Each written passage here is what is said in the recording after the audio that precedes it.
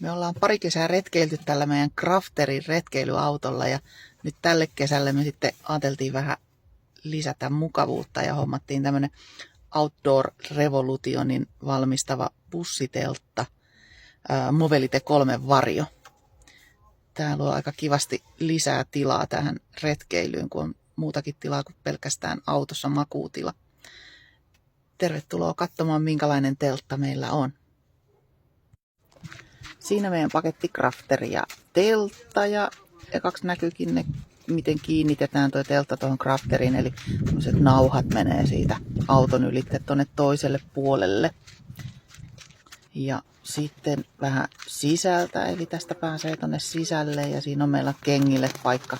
Voi vähän pyyhkiä jalkojaan siihen ja sitten yleisnäkymää teltasta. Siinä on meidän vessa, jota käytetään vaan öisin, päivisin käydään tuolla huoltorakennuksessa. Ja siellä alhaalla on säilytystilaa, siinä on meidän jääkaappi ja ylhäällä on sängyt.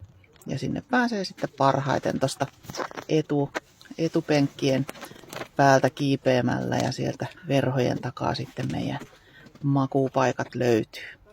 Ja siinä vähän yleisnäkymää sitten sinne telttaan makuupaikalta. Semmonen paketti, sillä me tänä kesänä reissataan. Mitäs pidit?